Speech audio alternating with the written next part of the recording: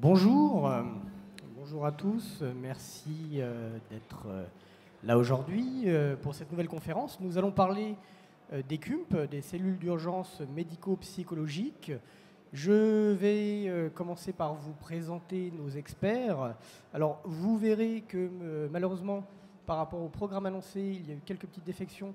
Le professeur Kremniter, malheureusement pour des questions d'agenda, ne pourra pas être là.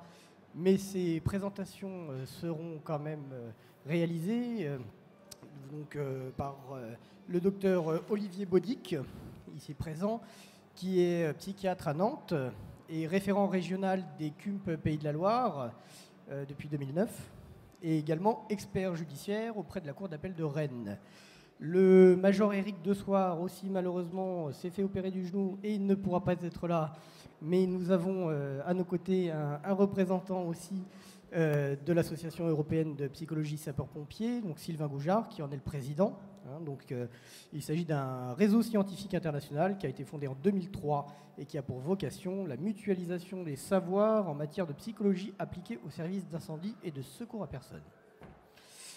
À ses côtés, le docteur Françoise Nicole Roy, qui a de multiples casquettes, qui est entre autres vice-présidente de la FNPC, la Fédération nationale de protection civile, également médecin urgentiste et de catastrophe, médecin colonel de sapeurs-pompiers, médecin chef adjoint au SDIS 44, qui a fondé et mis en place la cellule d'aide médico-psychologique en 97 dans le SDIS 44. Et enfin, le docteur Alain Capello, qui est psychiatre, ancien médecin-chef de la Croix-Rouge française et qui a dirigé pendant 20 ans un centre médico-psycho-pédagogique à Paris. Et en 88, il a créé le service Croix-Rouge Écoute. Merci à vous d'être parmi nous. Nous allons donc commencer cette conférence par une présentation de la création des CUMP en 1995 par donc, le docteur Olivier Baudic. C'est à vous.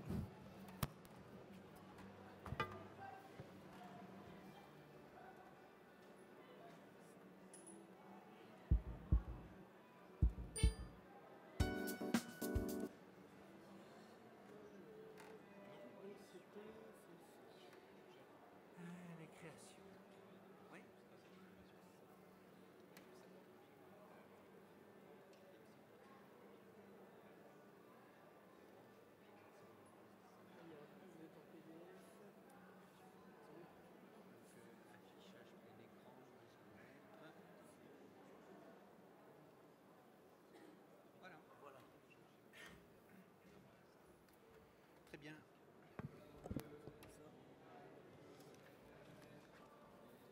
Bonjour à tous. Donc je remplace le professeur Croc. Oui, oui. Je remplace le professeur Croc et le professeur Kremniter là qui sont indisponibles au dernier moment. Donc, je vais vous faire deux présentations. Une première présentation sur l'histoire de la création des cellules d'urgence médico-psychologiques. Alors, elles n'ont pas été initiées à partir de rien. Elles font suite à toute une histoire et un contexte historique dont on peut dire quelques mots. Alors, il y a deux notions qui sont importantes généralement dans la notion de l'intervention des CUMP. C'est la question de la réaction immédiate et de la réaction post-immédiate. Alors, dans l'histoire, on peut retrouver un certain nombre de descriptions cliniques qui peuvent faire référence à ça, et notamment celle d'Henri Dunant, écrivant dans un souvenir de Solferino ce qu'il avait observé au moment de cette bataille, mentionnant les malheureux blessés qu'on relève pendant toute la journée sont pâles, livides, anéantis. Les uns profondément mutilés ont le regard hébété et paraissent ne pas comprendre ce qu'on leur dit. Les autres sont inquiets et agités par un ébranlement nerveux et un tremblement convulsif. Donc ça, c'est le jour d'un événement. Et puis, une autre présentation, Jean Croc, qui est un médecin belge, qui dans sa description des névroses traumatiques en 1896, écrit 10 jours après l'accident de chemin de fer de Groenendael, où il n'a pas été blessé ni contusionné, B commence à présenter des secousses spasmodiques du bras gauche, du tremblement de la main droite, et il se plaint de céphalées, de palpitations et de cauchemars où il revoit l'accident. Et donc ça c'est les descriptions cliniques de ce qui peut survenir dans les jours, dans les semaines, dans les mois qui suivent un événement catastrophique. Il y a eu beaucoup d'écrits, de littérature pour essayer de définir des diagnostics, des entités cliniques qui soient permanentes. Alors bien entendu, je ne vais pas les décrire parce qu'on n'a pas le temps là d'en parler aujourd'hui, mais il y a un certain nombre de termes qui pourront peut-être faire écho chez vous. Ces questions de syndrome du vent du... Hop là. Syndrome de vent du boulet qui était évoqué pendant les guerres napoléoniennes, de railway brain ou de railway spine au moment des premiers accidents de chemin de fer qui ont été un peu les premières grandes catastrophes collectives liées à l'industrialisation. Et puis, ce sont beaucoup les militaires qui ont écrit dans le domaine, puisque, bien entendu, les guerres donnent lieu à beaucoup de situations traumatogènes. Et donc, on a pu parler de névrose de guerre, d'hypnose des batailles, de shell shock, etc., de syndrome post-Vietnam. Et puis, plus récemment, des termes qui sont plus diffusés dans le grand public, de syndrome de stress post-traumatique, de post-traumatic stress disorder, ou d'état de stress post-traumatique, etc. Et le général Kroc a aussi publié des articles sur les névroses de guérilla dans des situations un peu différentes. Sur le plan, après avoir décrit un certain nombre de choses, il y a aussi la question de savoir comprendre ce qui se passe et essayer d'en avoir une compréhension psychopathologique. Et donc, là aussi, il y a eu beaucoup d'écrits pour savoir si tout cela c'était post-émotionnel ou post-commotionnel, savoir si la pathogénie était essentiellement due à la frayeur ou s'il y avait des lésions organiques qui seraient passées inaperçues parce que les moyens d'investigation de l'époque n'étaient pas suffisants. Des questions de dissociation de la conscience, de réminiscence, d'alarme apprise ou dans des modèles plus fréquents, notamment dans la dépression, d'impuissance apprise ont pu être évoqués dans des situations où des individus ont des troubles psychopathologiques à la suite d'événements catastrophiques. De nombreuses thérapeutiques ont été essayées aussi, du simple repos, en passant par les méthodes cathartiques freudiennes, la mise en exergue de la psychiatrie de l'avant dans la guerre russo-japonaise pour essayer d'éviter les pertes psychiques des soldats et les traiter avec des moyens psychiatriques au plus près du front.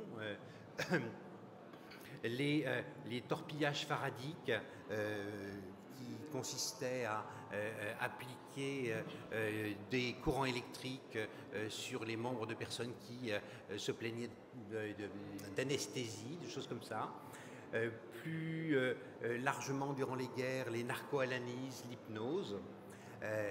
La perception que souvent les victimes ne vont pas demander des soins.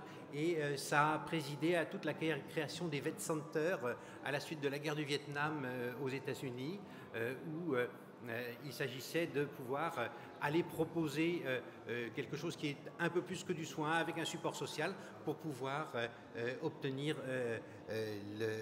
l'adhésion des personnes.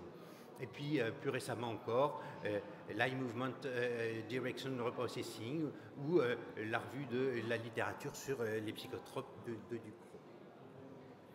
Alors, c'est un problème qui a été important et donc, comme je vous disais, les militaires se sont beaucoup intéressés à ça parce que ça entraînait, notamment pendant les guerres, des pertes psychiques qui étaient importantes. Vous voyez que en 39-45, l'armée américaine, sur une ressource de 11 millions d'hommes, ont essayé d'une part de faire une sélection psychique préalable des personnes qu'ils incorporaient, mais ils ont eu de très nombreuses, ce qu'ils appellent pertes psychiques, donc nécessité d'évacuer hors du front des personnes qui n'avaient pas de blessures physiques, mais qui étaient, sur le plan psychologique, incapables d'assurer les missions qu'on souhaitait leur confier.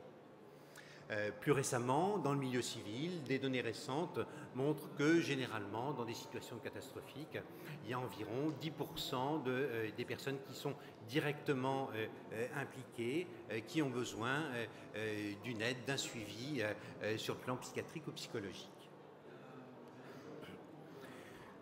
Alors, après cette question d'un rappel historique, il y avait des attentes préalables. Il y avait notamment le constat de médecins réanimateurs qui étaient confrontés au traumatisme psychologique des sauveteurs, notamment lors de la catastrophe comme l'accident de la gare de Lyon ou de Furiani, avec nombre de jeunes sauveteurs qui s'étaient trouvés dans l'impossibilité de faire face aux scènes insoutenables auxquelles ils avaient été confrontés. Et puis un événement déclencheur, Asquith l'a évoqué à son intervention précédente, qui était l'attentat du RER Saint-Michel le 25 juillet 1995. Au lendemain, le président de la République, Jacques Chirac, accompagné du secrétaire d'État Xavier Emmanuelli, visitait à la Salpêtrière les blessés et rescapés, et percevait que de nombreuses personnes restaient très en souffrance sur le plan psychique à la suite de ce qu'ils avaient vécu. Et donc, il a demandé la création d'un dispositif adéquat. Il y a une période d'élaboration à la suite de cette demande et un groupe de travail a été confié au général Kroc pour mettre en place un système et une doctrine. Ce groupe a remis son rapport en juillet 1996. Le ministère de la Santé a aussi consulté des professeurs de psychiatrie dans les différentes facultés de médecine et remanié le projet initial. Et ce projet donc a été basé sur les principes d'une connaissance de l'urgence psychiatrique par les personnes qui auraient à intervenir, une intégration de la présence des psychiatres, psychologues et infirmiers dans le cadre de la médecine de catastrophe et une référence à toute cette nosographie du trauma psychique dont je vous ai parlé tout à l'heure dans le contexte historique. Et donc, tout ce travail préparatoire a fini par aboutir au décret créant le Conseil national de l'urgence médico-psychologique en 1997 et à sa circulaire d'application. Alors les CUMP, les cellules d'urgence médico-psychologique, ce sont des structures qui sont intégrées au SAMU sur tout le territoire national pour les victimes de catastrophes ou d'accidents à fort retentissement collectif. Elles sont chargées d'assurer la prise en charge psychologique et psychiatrique des victimes et des personnes impliquées. Elles ont également un rôle plus large aux côtés des partenaires, des secours et des décideurs dans la gestion psychologique de la crise. Et là encore, comme je vous disais tout à l'heure, il y a la notion de l'immédiat et du post-immédiat. En immédiat, les cellules d'urgence médico-psychologique vont viser à prendre en charge les personnes et à mieux élaborer cette expérience. En post-immédiat, organiser le suivi des personnes qui le nécessitent par le transfert vers des consultations de psychotraumatisme et le relais vers les réseaux, notamment de la psychiatrie publique. En post-immédiat, elles interviennent aussi en groupe auprès de professionnels tels que les équipes de secours à l'occasion d'interventions marquantes et difficiles. Et donc ce réseau, comment est-ce qu'il est structuré? Comment est-ce qu'il était structuré initialement? On parlera tout à l'heure des CUM 20 ans après. Et donc il y avait, c'était un réseau à plusieurs niveaux. Un niveau national, avec le comité national chargé de définir la politique globale de la prise en charge de l'urgence médico-psychologique et de veiller à la cohérence du dispositif. 7 cellules permanentes interrégionales rattachées au SAMU des grandes villes. C'était donc des zones qui étaient au-delà des régions administratives classiques. Et c'était le seul niveau où il y avait des emplois pérennes, avec dans chaque cellule permanente interrégionale un mi-temps de psychiatre, un mi-temps de psychologue et un mi-temps de secrétaire dédié à l'organisation du réseau dans son territoire pour la formation, pour le recrutement des équipes et pour la mise en place des schémas d'intervention. Et enfin, au niveau départemental, chaque département se voyait attribuer et nommer un psychiatre référent départemental qui gérait le réseau dans son département et recrutait le réseau de professionnels volontaires. Là, une petite chose importante, souvent on confond l'organisation des CUMP et des SAMU. Les SAMU, il y a des professionnels qui sont présents sur place, prêts à intervenir le jour où un événement arrive. Dans les cellules d'urgence médico-psychologique, ces professionnels ont une activité dans un service de psychiatrie, dans un hôpital de jour, dans un CATTP.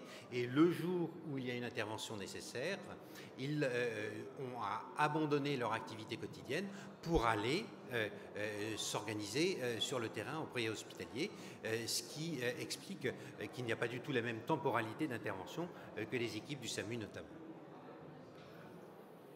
Et puis, le temps passant, ce concept s'est montré intéressant et donc il a paru important de renforcer le dispositif. Et donc, on a calqué plus le dispositif sur l'organisation administrative française avec une coordination régionale là par région administrative. Et puis le renforcement par des équipes CUM permanentes dans les villes, les grandes agglomérations, souvent plus de 1 million d'habitants, avec notamment la région Île-de-France, la Réunion et la Guadeloupe. Voilà comment s'est mis en place ce réseau des cellules d'urgence médico-psychologique. Et je vous parlerai dans la deuxième présentation de l'évolution récente de ces cellules d'urgence médico-psychologique. Je vous remercie. Merci docteur, merci pour cette présentation. Alors on va parler maintenant de l'urgence psychologique chez les sapeurs-pompiers, avec donc Sylvain Goujard, président de l'AEPSP.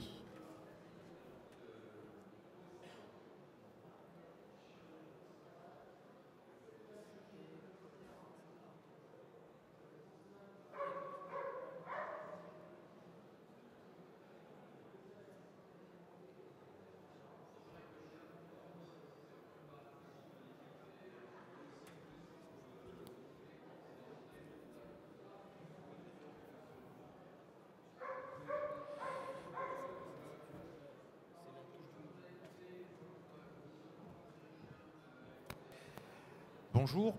Bien, je vais tenter, après la locution de Olivier Baudic, de présenter le secours psychologique comme il se dessine pour les sapeurs-pompiers de France actuellement. Une toute petite perspective historique qui rejoindra une partie du travail de Olivier et puis une explication des modèles et des perspectives qui sont en cours aujourd'hui.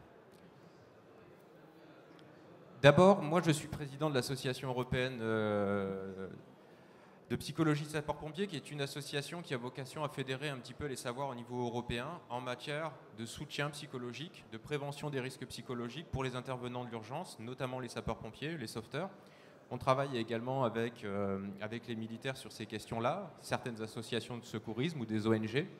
L'objectif étant de fédérer effectivement les expériences, les retours d'expérience pour produire de la psychologie pratique pour qu'on puisse mettre en application dans nos services ou dans vos structures effectivement des dispositifs fonctionnels et simples. Donc nous, on coordonne des recherches, on formule des recommandations, on assure des formations et on travaille actuellement sur un projet qui est important parce que pour nous, en tant que psychologues sapeurs-pompiers, de définir vraiment le cadre final de notre activité. Contrairement aux CUMP qui ont fait ça il y a bien longtemps, nous, on est en train de finaliser ça aujourd'hui. Et on travaille pas seulement en France, mais au niveau européen sur effectivement tout le secteur de la psychologie d'urgence et de catastrophe. Alors les petites perspectives historiques que je pourrais vous donner d'abord, c'est effectivement dans les années 80, il y a un certain nombre de catastrophes naturelles et technologiques qui sont marquantes pour nous et qui sont l'objet d'une certaine prise de conscience des difficultés que vont rencontrer les sauveteurs psychologiquement sur le terrain. Bien que scientifiquement on sache beaucoup de choses, comme l'a présenté tout à l'heure Olivier, la traduction pratique, elle n'est pas forcément toujours réelle. Notamment, il y a en 1995, le tremblement de terre de Mexico, hein, c'est 10 000 morts, c'est plus de 30 000 blessés, et c'est des sauveteurs, sapeurs-pompiers français notamment, des ONG également, qui vont partir et qui vont être exposés à ces problématiques. Et finalement, au retour de mission, on se rend compte que pour beaucoup d'intervenants, c'est très compliqué, qu'on présente des symptomatologies d'état de stress post-traumatique. Pareil, l'accident de ferroviaire de la gare de Lyon, c'est 56 morts, 57 blessés.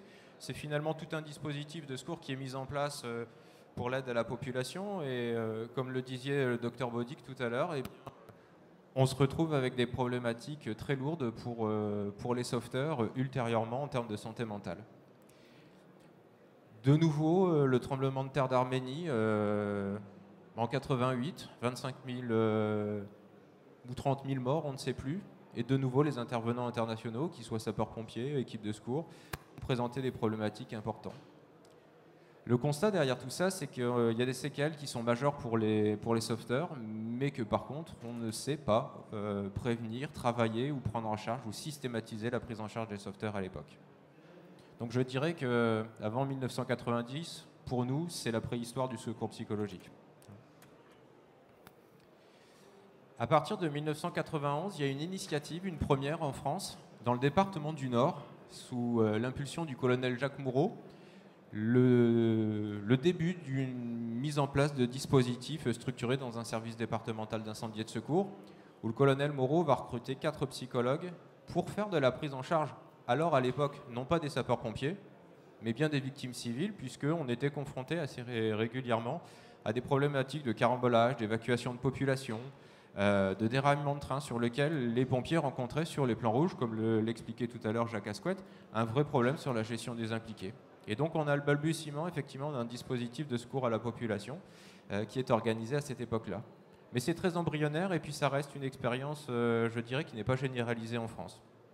Suite à ça, les attentats de Paris, la constitution des CUMP officiellement en 1997, ça va accélérer en fait le développement des unités de secours psychologique, puisque maintenant c'est le terme consacré pour les dispositifs chez les sapeurs-pompiers. Ça va nous permettre effectivement de développer nos structures sous l'impulsion indirecte des attentats, hein, puisqu'ils ont été fédérateurs d'une prise de conscience extrêmement importante. Entre 1997 et 2003, bien, il y aura un recrutement progressif des psychologues au sein des services départementaux d'incendie et de secours. En 2003, on rattache ces psychologues de manière très organisée, progressivement, aux services de santé. Parce qu'avant 2003, bien, le psychologue pouvait juste être un expert mandaté auprès du directeur départemental ou auprès d'un colonel responsable du service opérationnel. Et puis en 2004, se crée l'association européenne des psychologues sapeurs-pompiers à l'époque, et non pas de psychologie comme aujourd'hui. Elle a changé de nom assez récemment, sous l'impulsion d'Éric Dessoir. Parce qu'en Belgique, ils étaient beaucoup plus en avance que nous sur les dispositifs effectivement de soutien psychologique auprès des sapeurs-pompiers. Et entre 2004 et 2013, eh bien, il va y avoir une évolution technique, pratique, hein, qui va se mettre en place pour la prise en charge des sapeurs-pompiers. Donc on développe les unités, mais surtout on fait converger les méthodes de travail, après un travail empirique, de retour d'expérience sur comment ont été pris les collègues en charge dans telle situation, qu'est-ce qui a été fonctionnel, qu'est-ce qui ne l'a pas été. Et puis l'année dernière, effectivement, l'association, elle a changé de nom, elle s'est appelée Association européenne de psychologie sapeurs-pompiers, puisque l'objectif, ce n'est pas de faire un travail corporatiste, mais bien un travail d'intégration autour de la question de la psychologie pour les intervenants de l'urgence. La réalité maintenant du dispositif en France, notamment avec les chiffres de la DSC pour l'année 2013, eh bien on se retrouve avec 211 psychologues, sapeurs-pompiers répartis dans 72 unités de secours psychologique en France. On a 100 départements, ce qui veut dire qu'on a encore un petit peu de progrès à faire pour que tout le territoire soit correctement couvert. On a réalisé 1805 interventions au profit des sapeurs-pompiers sur cette année-là. Et de manière exceptionnelle, quelques interventions au profit de la population générale, souvent en collaboration avec les CUMP sur lesquels on a travaillé. Le modèle aujourd'hui de travail, il est peut-être un peu différent de celui que présentera tout à l'heure Olivier, parce que au sein des finalement unités de secours psychologique, on travaille très rarement au profit de la population générale. On travaille au profit de collègues. Et ça change quelque chose en matière de prise en charge. On ne va pas travailler de la même manière dans l'accompagnement psychologique des victimes d'un attentat. En tant que psychologue sapeur-pompier, on ne rentrerait pas en contact direct avec d'abord les victimes, puisque c'est le boulot direct des CUMP. Mais les intervenants des CUMP, finalement, n'ont pas d'antériorité, de lien, de travail direct qui a été fait déjà avec ces futures victimes.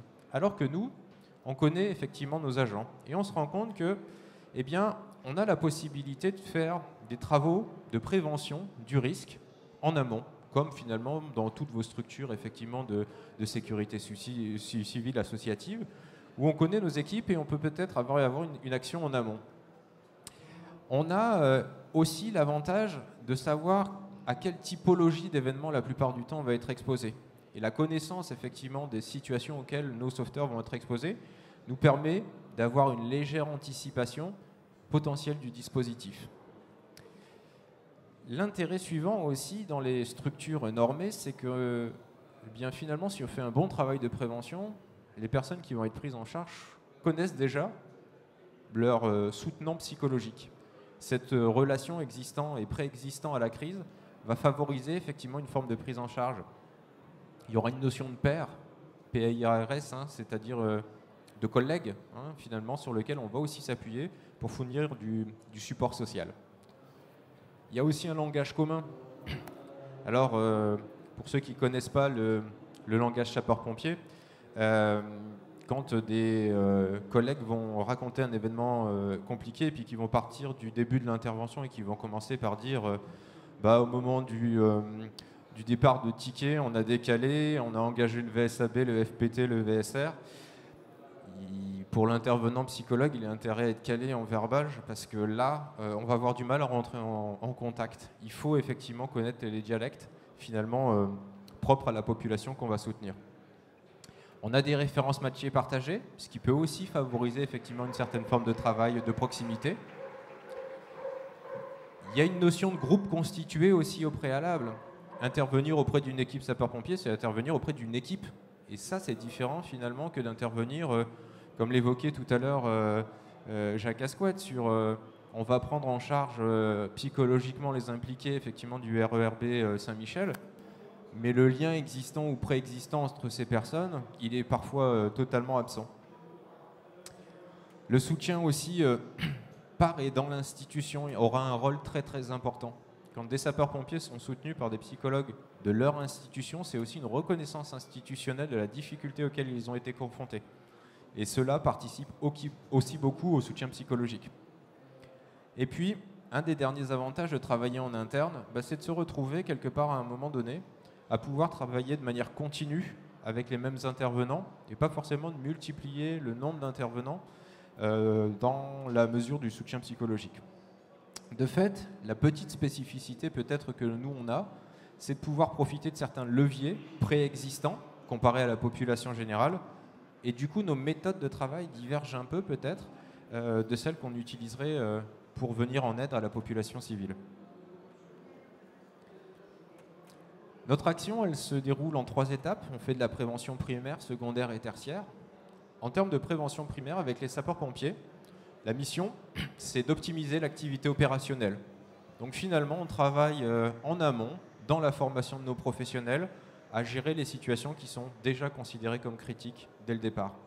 On va les former sur la gestion des violences urbaines, sur la stabilisation psychologique des victimes d'incarcération. On va les former en gestion du stress, en gestion du deuil. On va aller plus loin encore dans la prévention primaire parce qu'on va participer au groupe de prévention des risques socio-professionnels. On va travailler sur la prévention du risque suicidaire avec les agents, sur la prévention des risques de dépendance, sur la prévention des risques psychosociaux et la prévention aussi des pathologies qu'on connaît bien et qui sont souvent identifiées dans notre cadre de travail comme l'état de stress post-traumatique ou le burn-out. Toujours en prévention primaire, surtout, il y a un point clé sur lequel il ne faut jamais nous tromper, c'est de travailler de manière privilégiée avec l'encadrement. Parce que, comme le disait notre collègue ce matin de l'armée de terre, c'est l'encadrement qui est souvent la cheville ouvrière du soutien psychologique. Si l'encadrement n'est pas partie prenante, entre guillemets, de l'accompagnement de ces équipes, ça va être très compliqué pour les équipes de dire « mais moi j'ai besoin d'un soutien » alors que finalement la hiérarchie est peut-être opposée à ce type de démarche. De ce fait, on travaille beaucoup avec l'encadrement sur le management des événements critiques, la gestion de conflits. On travaille sur la dimension facteur humain et commandement.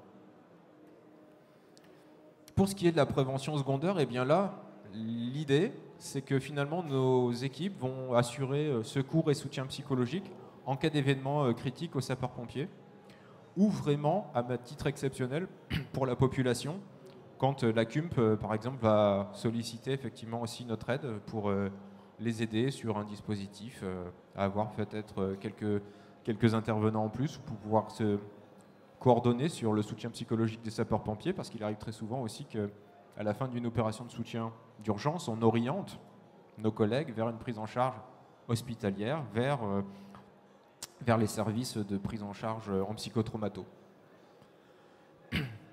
Alors derrière tout ça, il y a quand même des modèles.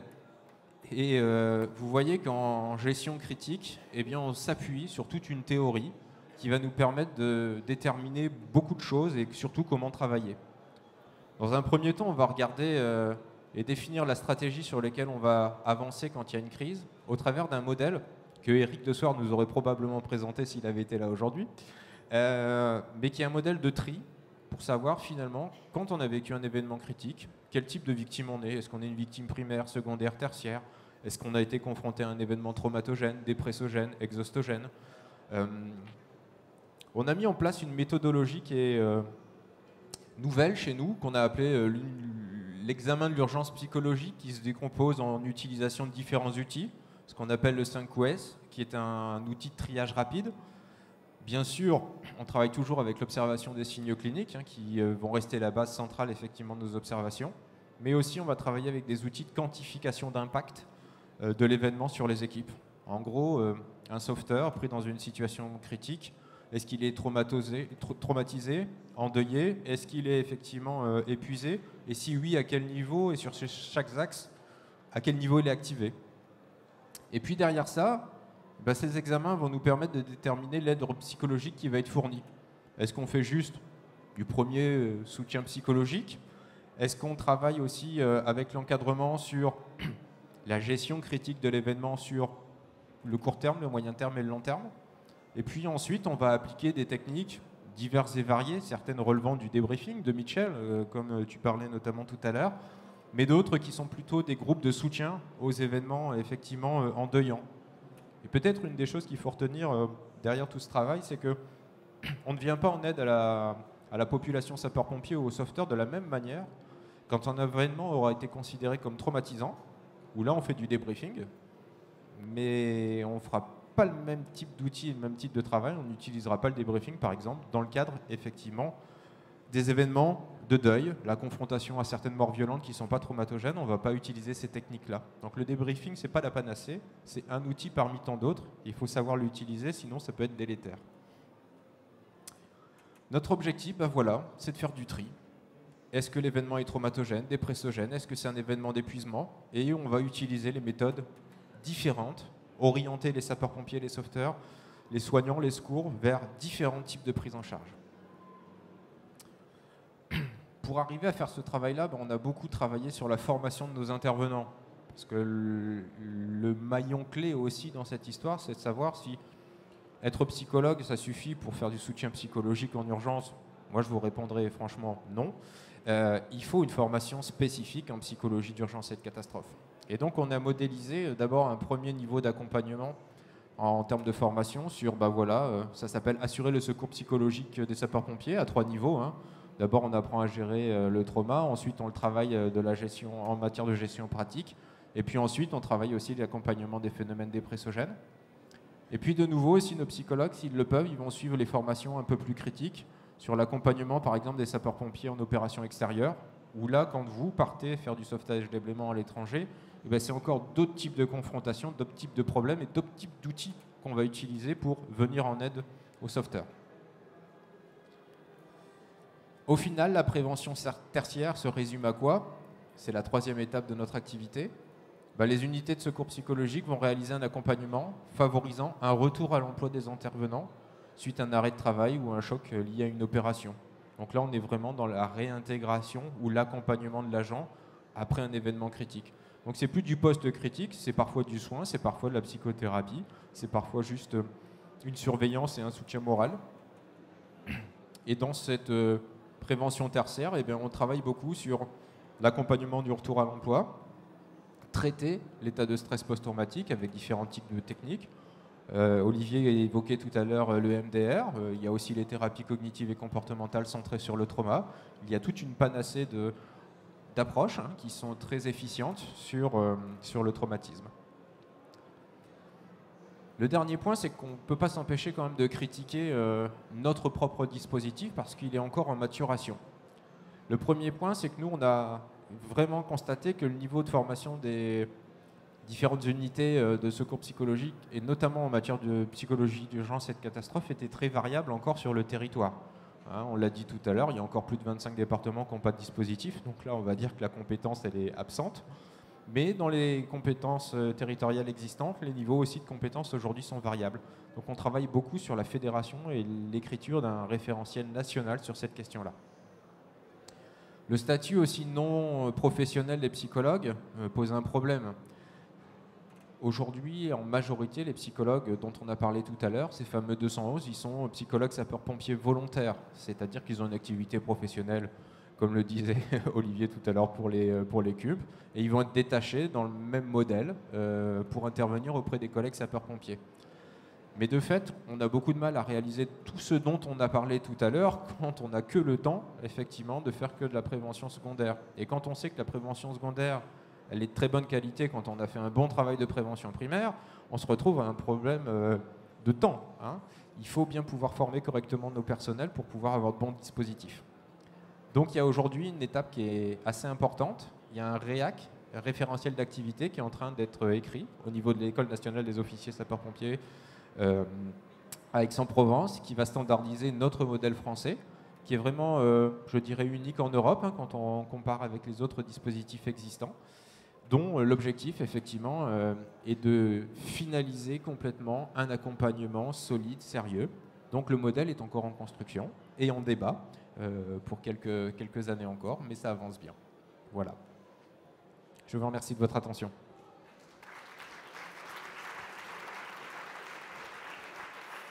Merci beaucoup. Alors, les questions, on va attendre un petit peu. On va continuer dans les présentations avec le docteur Alain Chiapello. À vous.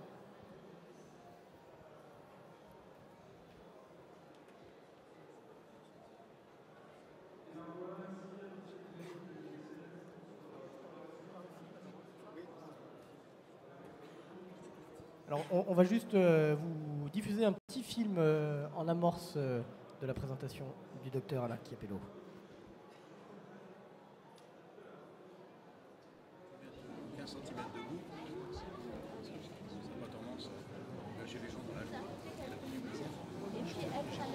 Nous sommes deux référents soutien psychologique opérationnel national à être présentes sur le site auprès des bénévoles. Notre mission a consisté à préparer les bénévoles à leurs actions coup de main, coup de cœur, c'est-à-dire plus concrètement à participer au briefing des bénévoles et à leur donner des éléments afin qu'ils puissent eux-mêmes accompagner et soutenir les personnes sinistrées. Le tout, c'est de pouvoir être là, comme on le disait hier, à leur écoute, respecter leur rythme. Ce matin, à la suite d'une évaluation dans un quartier, on est tombé sur une maison, le rez-de-chaussée a été inondé. Il y avait toute une famille qui œuvrait pour nettoyer cette maison. Et le propriétaire de la maison, lui, est en accident de travail, il a un handicap. Et là, aujourd'hui, de voir tout le monde s'affairer autour de lui pour nettoyer sa maison, menacé de se suicider. Du coup, on a eu un travail d'écoute et de discussion pendant près d'1 heure et demie pour désamorcer cette situation. Après avoir désamorcé la situation, on a pris contact avec la cellule psy de la Croix-Rouge pour voir qu'est-ce qu'on pouvait lui proposer ensuite comme aide et comme suivi. Par rapport aux personnes qui sont rencontrées dans les maisons et qui sont en difficulté, là on voit bien qu'il y a aussi on appelle un petit peu le contre-coup pour les personnes sinistrées qui se rendent compte un petit peu de ce qu'ils ont perdu. Et donc les bénévoles sont dans une demande aussi d'avoir du temps pour faire un soutien psychologique auprès des personnes. Donc l'objectif c'est de venir en soutien aux bénévoles pour les aider à mener leur mission de soutien psychologique qui est associée à toutes leurs activités, et aussi un soutien aux bénévoles qui eux-mêmes vont vivre cette situation difficile. Aller dans les maisons, c'est quelque chose qui est quand même éprouvant, et donc voilà, faire attention à ce qu'eux aussi puissent s'exprimer, et quand ils retournent dans leur département, que ça se passe le mieux possible. Et puis l'autre chose, c'est par rapport aux autres bénévoles. On nous a signalé qu'il y avait beaucoup de bénévoles pour qui c'était la première mission. Et donc voilà, d'être vigilant, d'être présent auprès d'eux pour que ce ne soit pas trop difficile pour eux.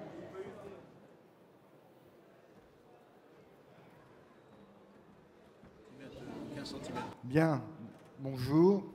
Alain Capello, psychiatre Croix-Rouge française. Ce petit film en introduction pour vous montrer ce que sont aujourd'hui, c'était il y a moins d'1 an, certaines opérations de la Croix-Rouge française, on va le voir après, qui s'appellent les opérations coup de main, coup de cœur. Et je soulignerai seulement pour l'instant que l'outil qu'utilisent les bénévoles, vous l'avez vu, c'est la pelle, le râteau, j'ajouterai la poignée de main, le sourire et l'oreille. Voilà, il y a un petit bip là pour avancer. Merci. Bien. Alors, je remercie le docteur Baudic d'avoir parlé d'Henri Dunant en commençant, puisque, en effet, on considère que depuis 150 ans, la Croix-Rouge française qui intervient dans les catastrophes, on le verra après, fait du soutien psychologique. Alors, des catastrophes naturelles, je ne vais pas rentrer dans le détail, des catastrophes sanitaires, des catastrophes technologiques, évidemment sociales qui incluent les guerres, soit les guerres civiles. Vous connaissez sans doute tous les articulations entre la Fédération internationale de la Croix-Rouge et puis le CICR qui s'occupe aussi des conflits au niveau international. Donc depuis 150 ans, la Croix-Rouge française agit sur tous les terrains catastrophiques.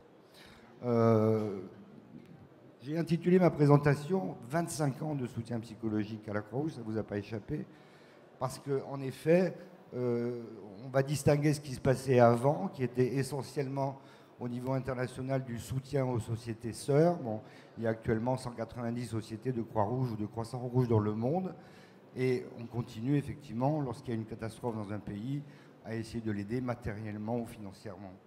Et puis au niveau national, ça dépendait beaucoup des organisations de secours, des différents plans de secours, selon les territoires et selon la nature de l'événement.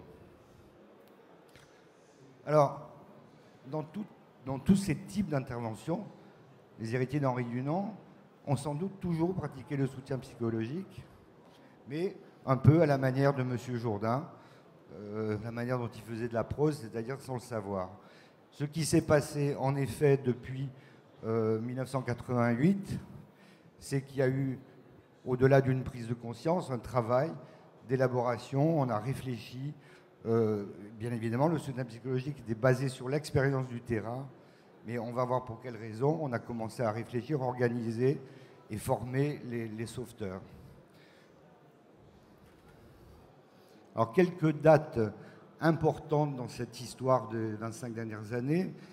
Alors, il se trouve qu'en 88, c'est la création d'un service téléphonique qui s'appelle Croix-Rouge Écoute, qui continue à exister.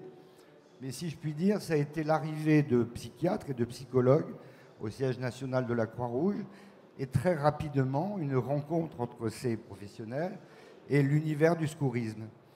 Et toute la réflexion qui s'en est suivie, je dirais, a démarré de cette rencontre qui a été un petit peu comme le loup dans la bergerie au début. Hein. Mais bref, je ne vais pas vous raconter les détails. Donc ce service a ouvert en 88 avec une mission généraliste. Hein, toute détresse, je ne vais pas rentrer dans les détails, mais il a été créé à la demande de l'État dans un but initial de prévention des toxicomanies. Mais bien sûr, la nature des appels a très vite démontré que l'ensemble de la population avait besoin éventuellement d'un soutien psychologique par téléphone. Alors qu'est-ce qui s'est passé ensuite? Quelques jours après, le crash d'un avion à Psheim, dans lequel une soixantaine de secouristes se sont trouvés avec la mission d'accompagner les attendants dans l'aéroport. Ils n'avaient pas de formation spécifique, ils ont improvisé, et nous on est allés après pour les débriefer, entre guillemets, enfin, c'est un mot un peu générique que j'emploie là, et là on a mesuré la nécessité d'accompagner, de former les bénévoles de la Croix-Rouge. Il y a eu la même année les inondations de Nîmes. Alors là, ce qui s'est passé, c'est que la Croix-Rouge était présente dès le début de la catastrophe, parce qu'il y avait des équipes importantes dans le Gard. Et ça a permis effectivement, parce que les secouristes sont restés assez longtemps, de commencer à inaugurer ce travail de présence continue auprès de la population. Et ça a permis aussi d'inventer de nouvelles règles. L'année suivante, cyclone Hugo en Guadeloupe. Et c'est la première fois qu'on a donné le nom à ce que vous avez vu tout à l'heure dans le petit film, c'est-à-dire les opérations coup de main, coup de cœur. Je dirais où le prétexte, c'est effectivement d'aider une population sinistrée à régler les problèmes matériels, à réhabiliter leur habitat ou leur environnement. Mais il y a aussi des personnes qui sont endeuillées, il y a des personnes qui sont choquées psychologiquement. Donc il est évident que le travail avec les sinistrés permet de faire du soutien psychologique.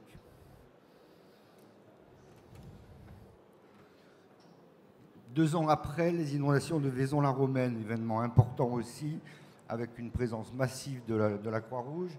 Et là, les pouvoirs publics confient à la Croix-Rouge une mission d'évaluation des ruptures d'habitat, c'est-à-dire d'évaluation des dégâts, ce qui amène, avec la distribution de potable aussi, à faire des contacts prolongés avec la population. Cette notion de suivi dans le contact est importante dans la manière de travailler que nous avons mis en place. Je passe rapidement sur quelques crises qui ont chaque fois marqué à la fois des événements importants. Le quart de Roquemort, certains s'en souviennent, ce sont des secouristes sans formation à l'époque qui sont chargés d'accompagner les familles pour la reconnaissance des dépouilles. Il est évident que là, on a aussi expérimenté la nécessité d'accompagner les volontaires dans ce travail. Anecdotiquement aussi, Bagnoles, c'est un village espagnol dans lequel un bateau avec des retraités français a fait naufrage. Pas mal de morts, j'ai plus le chiffre en tête, mais surtout là encore un accompagnement de ces personnes âgées au moment de leur retour jusque chez eux, et cette notion de personnalisation et d'accompagnement dans la durée. Ce qui nous amène tout logiquement à préparer et mettre en place la première formation des secouristes de la Croix-Rouge avec ce module de sensibilisation psychologique qui continue à se présenter à peu près de la même manière. Alors en 2000, comme on avait pas mal de contacts avec des sociétés sœurs, on nous propose d'organiser un réseau européen de soutien psychologique. Alors, des sociétés de Croix-Rouge. Hein. À l'époque, on se réunit à Lyon et il y avait une douzaine de sociétés qui étaient présentes. Il y en a actuellement 53 dans ce qui est devenu le réseau européen. Et ça nous a amené à adopter une définition commune de ce que nous nommons le soutien psychologique dans le mouvement Croix-Rouge. Alors je vous la lis si vous voulez. l'ensemble des moyens et des attitudes qui permettent aux volontaires professionnels ou non professionnels de la santé mentale d'apporter leur aide aux personnes en difficulté psychique avant ou indépendamment des propositions de soins médicalement indiquées. Je crois que cette définition est toujours en vigueur au niveau international. Et puis 2001, c'est l'explosion de l'usine AZF à Toulouse qui a permis d'expérimenter encore autre chose, c'est l'intervention des équipes Croix-Rouge dans une durée importante, puisque des équipes Croix-Rouge étaient présentes pendant 6 mois, donc ont pu accompagner les familles pendant tout ce temps-là. Alors, bon, je passe rapidement. Vous savez qu'en 2004, la loi a reconnu la compétence des sociétés, des mouvements associatifs dans un certain nombre de missions, et ça a permis effectivement à la Croix-Rouge de développer, de multiplier cette compétence. Il y a eu, à partir de ces années-là, de multiples rapatriements de Français, Côte d'Ivoire, Liban, différents pays d'Afrique, etc., qui ont permis aussi, en collaboration avec les CUMP, la plupart du temps, d'organiser ces retours massifs, ces accueils massifs de ressortissants. Quelquefois, on allait aussi les chercher sur place. Il y a eu en 2004 le tsunami en Thaïlande, là encore des missions importantes, notamment dans l'accompagnement des familles françaises.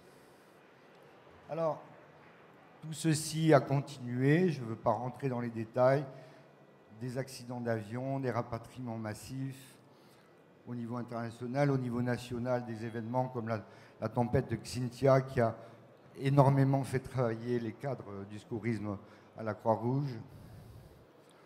Bref, à côté de ça, je ne pouvais pas ne pas mentionner les interventions au quotidien des équipiers Croix-Rouge, puisque ce n'est pas seulement les catastrophes, mais c'est aussi tous les petits incidents, voire les accidents, qui permettent aux volontaires de se situer sur le plan de la relation, sur le plan de l'écoute. Alors je dis les secouristes, mais bien sûr, ça implique l'ensemble des acteurs de la Croix-Rouge, avec aussi des salariés, avec des élus, des élèves des écoles et tous les bénévoles de l'action sociale. Si bien qu'on peut dire que le soutien psychologique fait aujourd'hui partie intégrante de la culture Croix-Rouge. Je ne vais pas entrer dans les détails, mais les CUMP, on l'a vu à l'instant, ont été créés en 1995. Alors en effet, sur le modèle français de la médicalisation de l'avant, donc on peut parler de psychiatrisation de l'avant à propos de la création des CUMP. La prise en charge précoce des victimes confrontées à un événement psychotraumatisant, on va le voir après, doit être distinguée du soutien psychologique. On le verra comment. Intégré au SAMU, ça a été dit. Alors, peut-être un peu par provocation et pour qu'on polémique, petite diapo sur les excès de la psychiatrisation. Des phrases entendues sur le terrain. Je ne suis pas fou, je ne veux pas voir de psy, j'ai juste besoin de soutien. Phrase prononcée par un psychiatre lors d'une prise d'otage. Vous êtes tous des psychotraumatisés. Et puis une secrétaire générale de mairie, on ne peut pas se parler, les psys ne sont pas là. Alors tout ce genre de réflexion, naturellement, amène à réfléchir et à se poser... ça ne marche plus.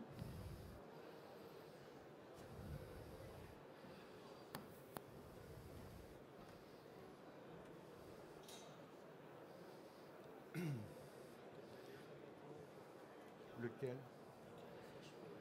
D'accord. Oui, il y a donc des risques dans la psychiatrisation. Tout à l'heure, mon confrère disait effectivement que 10% de la population doit bénéficier indistinctement de soutien psychologique ou de prise en charge psychiatrique, ce qui veut dire que 90% n'est pas forcément indemne, mais peut bénéficier du soutien psychologique. Alors, pourquoi les excès de la psychiatrisation? Parce que, on l'a remarqué, il peut y avoir du psychotraumatisme iatrogène, c'est-à-dire que le fait de banaliser, de médiatiser les décompensations psychiatriques. Je me souviens par exemple d'une opération dans laquelle avait été distribuée à la population une feuille A4 sur laquelle il y avait l'ensemble des symptômes qu'ils étaient susceptibles de voir apparaître chez eux. Alors de là à dire que ça peut créer des vocations, il y a un pas que je ne franchirai pas. Alors ça a été nommé dans les moyens de lutte et de traitement du psychotraumatisme ou de ses conséquences. Il y a les anxiolytiques, les somnifères, et il n'est pas rare de constater que ça peut créer une dépendance. La stigmatisation, alors stigmatisation qui est peut-être aussi le corollaire de ce qu'on voyait juste avant, qui est l'aspect banalisation et vulgarisation de la symptomatologie du syndrome post-traumatique, par exemple. Mais il y a des gens qui, authentiquement, ont beaucoup de mal à réintégrer leur travail, leur famille. Donc, pas seulement parce qu'ils ont eux-mêmes des symptômes, mais parce qu'ils ont l'étiquette. Ah oui, c'est celui qui... Point de suspension. La chronicisation, et là, il y a un aspect social aussi qui n'a pas été évoqué, mais aujourd'hui, selon les structures et suivant les événements, l'apparition de troubles psychiatriques peut donner lieu à indemnisation, et donc ça peut inciter aussi des personnes à modifier leur façon de gérer leurs propres troubles. Alors le victimologisme, ça c'est une conséquence indirecte, qui est beaucoup plus sociale et médiatique, qui est qu'effectivement, et ça participe à la stigmatisation, aujourd'hui, la notion de victime est un statut qui peut avoir des conséquences aussi sur l'intégration sociale. Alors, cette phrase est toujours actuelle, le soutien psychologique est à la vie psychique ce que le secourisme, sous-entendu somatique, est à la vie physique. La formation du grand public, je dis bien grand public, doit inclure la sensibilisation au soutien psychologique parce que c'est un facteur de prévention et de cohésion sociale. Les programmes jusqu'aux années 90, les formations des secouristes étaient très médicales ou psychiatriques pour certains aspects. Qu'est-ce que c'était que la dépression, le suicide, etc. Petit à petit, on est passé sur les conduites à tenir, ce qui a le mérite d'être beaucoup plus pratique et de donner aux sauveteurs dans leur ensemble des outils de travail et de compréhension. Et c'est seulement en 2007, donc c'est très récent, que sont apparues les notions de souffrance psychique dans les programmes, mais dans les programmes de formation des secouristes. Alors il y a un paradigme que j'aime bien utiliser, c'est la comparaison de ce que nous pensons à la Croix-Rouge devoir être la destinée du soutien psychologique, qui est de dire, le défibrillateur, après tout. Il y a 15 ans, il y avait des médecins qui ne voulaient pas que d'autres que des médecins l'utilisent. Et puis, évidemment, les appareils ont changé, et puis, c'était les secouristes. Il y avait encore, il y a 5 ans, des secouristes qui disaient, mais non, pour le public, c'est trop compliqué, ça ne va pas marcher, etc. Et puis finalement, aujourd'hui, tout le monde est quasiment convaincu que le défibrillateur, il est pour le grand public, pour le citoyen. Et nous pensons que pour le soutien psychologique, il doit en être de même. Alors en résumé, le soutien psychologique tel que nous le concevons dans le mouvement international de la Croix-Rouge, il se situe comme, enfin je veux dire, il y a en amont du psychotraumatisme, il y a le choc émotionnel, quel qu'il soit, quelle que soit la nature de ce qu'on va pouvoir analyser. Et c'est là qu'est pertinent la notion de soutien psychologique. La consultation médico-psychologique doit pouvoir exister, doit pouvoir être proposée. Mais avant ça, il y a forcément une nécessité d'écouter la personne et de mesurer effectivement sa détresse. Donc je vous l'ai dit, on ne confond pas le soutien psychologique avec le soin psychiatrique d'urgence. Et on considère justement que le soutien psychologique est un outil de prévention, voire un outil d'éclairage et d'orientation vers le soin psychiatrique. Ce qui, évidemment, permet de dire que les CUMP et le soutien psychologique de la Croix-Rouge sont complémentaires. Alors, l'organisation, d'autres personnes que moi sont bien placées dans la salle pour décrire un peu finement l'organisation.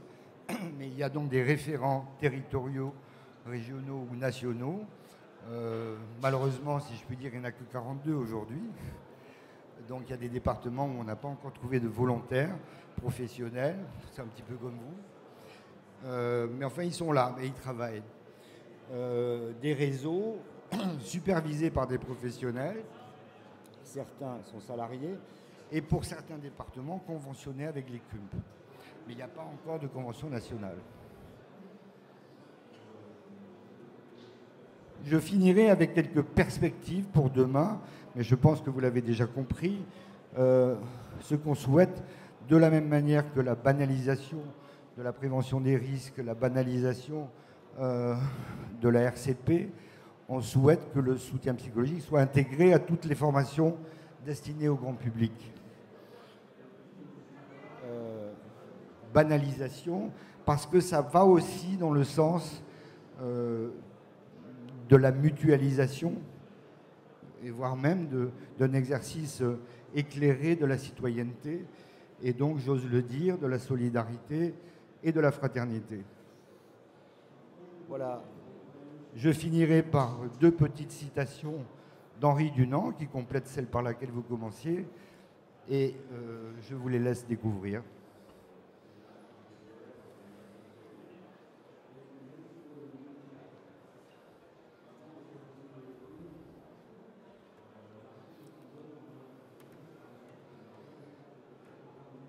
Voilà, eh bien, je vous remercie de votre attention.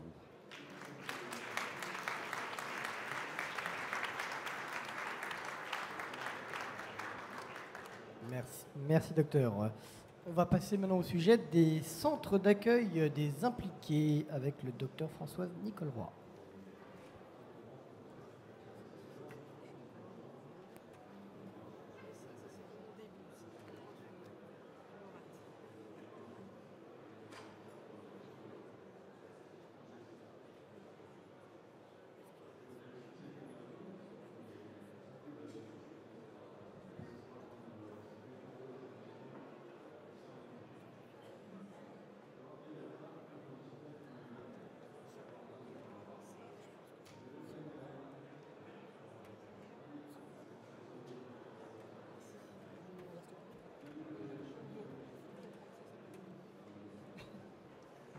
Bonjour à tous.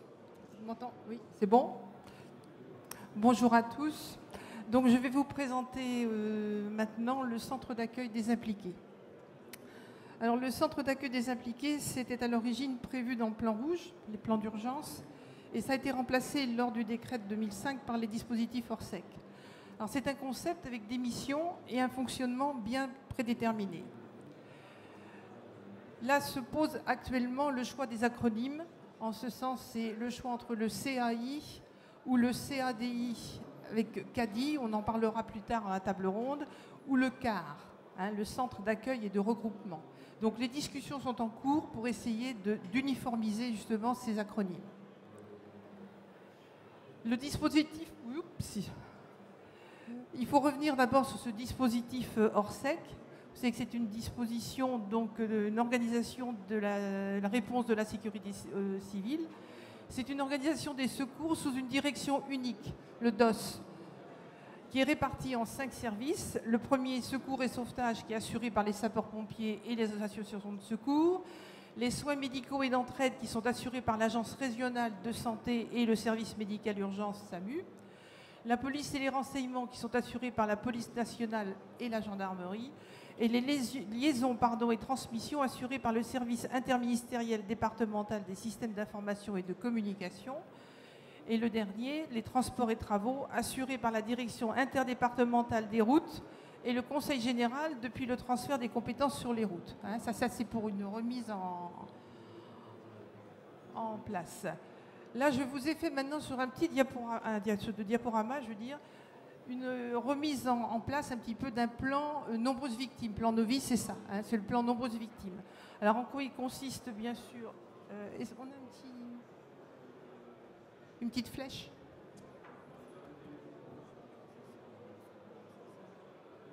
Voilà. Ok, merci. Voilà. Donc je reviens pas. Hop là. Je reviens pas sur le commandement. Hein, vous avez tout ce qui est marqué sur donc ce plan Novi.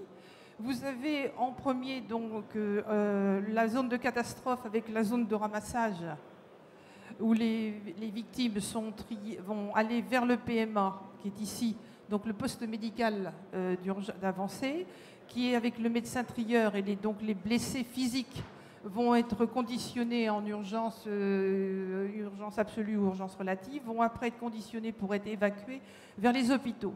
Vous avez après les urgences psychologiques qui sont prises en charge au niveau du PUMP, c'est-à-dire du poste d'urgence médico-psychologique. Et puis vous avez ici, à cet emplacement, le CAI, c'est-à-dire le centre d'accueil des impliqués.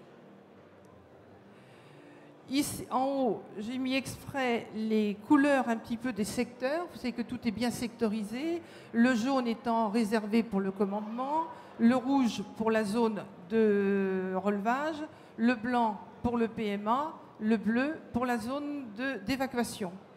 Et là, j'ai rajouté, pourquoi pas, au niveau du CAI, parce qu'il faudra bien prendre une décision aussi pour comment dirais-je, le nommer et le reconnaître.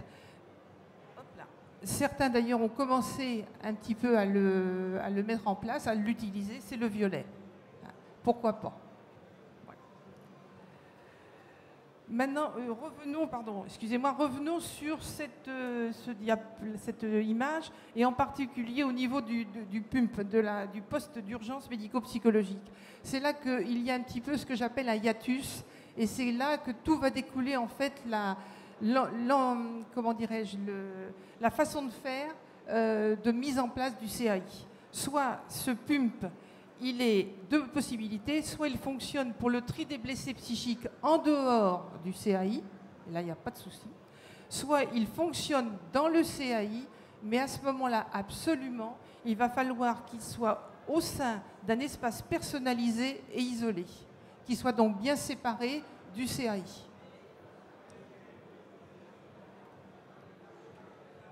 Et là, justement, l'importance entre le CAI et le PUMP, c'est-à-dire le poste d'urgence médico-psychologique, c'est les définitions entre impliqués et victimes.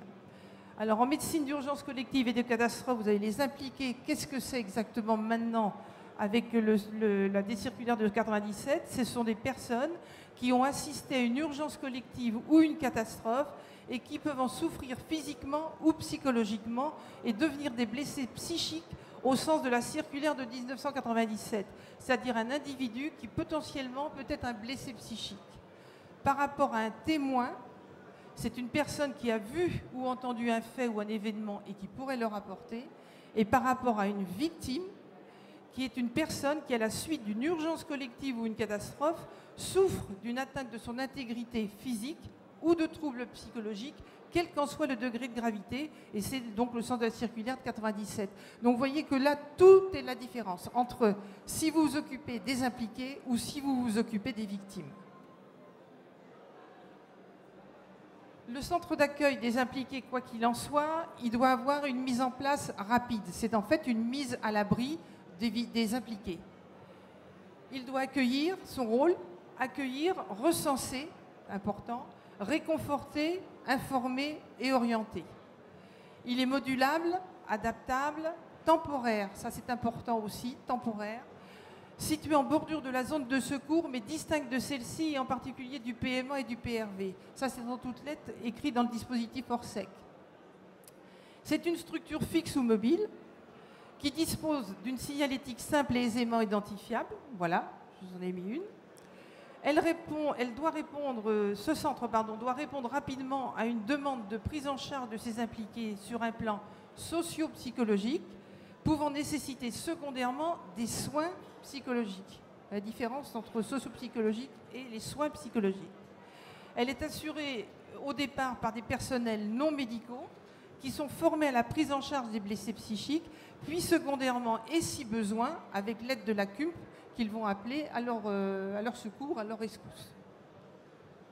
Le commandement, maintenant, comment ça se passe? C'est donc une structure mobilisée par le DOS, en situation d'urgence par le COS. C'est contrôlé par des forces de l'ordre qui tiennent à distance les familles, les curieux et les médias. Ça, c'est très important. Ils ont leur position et ça, c'est important.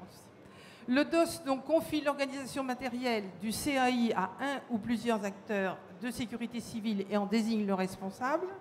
Le responsable va rechercher un emplacement du CAI avec le COS.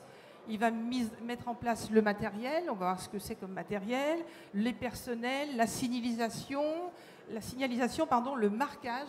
Donc vous voyez que c'est une organisation logistique importante et qui ne doit pas se laisser embarquer. C'est-à-dire que celui qui est le responsable doit réellement rechercher un centre qui aura toute cette logistique avec lui. Il informe à ce moment-là le COS de l'ouverture du CAI pour ouvrir, donc pour accueillir les impliqués. Il faut savoir qu'en cas de désactivation, ça peut arriver, du PC et du PMA, le CAI, lui, peut continuer à fonctionner et la régulation à ce moment-là se fera par le coordonnateur, chef de la structure, en relation avec le 15. L'organisation logistique, je vous l'ai dit, c'était quand même très importante et elle est maîtrisée par les associations. C'est pour ça qu'on a un rôle important à jouer parce que c'est nous qui apportons la logistique. On est nombreux, disponibles, organisés, hiérarchisés et efficaces. C'est vrai. Ils disposent de leur propre réseau de radiocommunication. Ça, c'est important en cas d'événements catastrophiques. Et ça les rend bien sûr entièrement indépendants. C'est une organisation logistique aussi parfois spécialisée en cas de risque, NRBC, donc risque radiologique, biologique et chimique, et nucléaire, pardon, excusez-moi.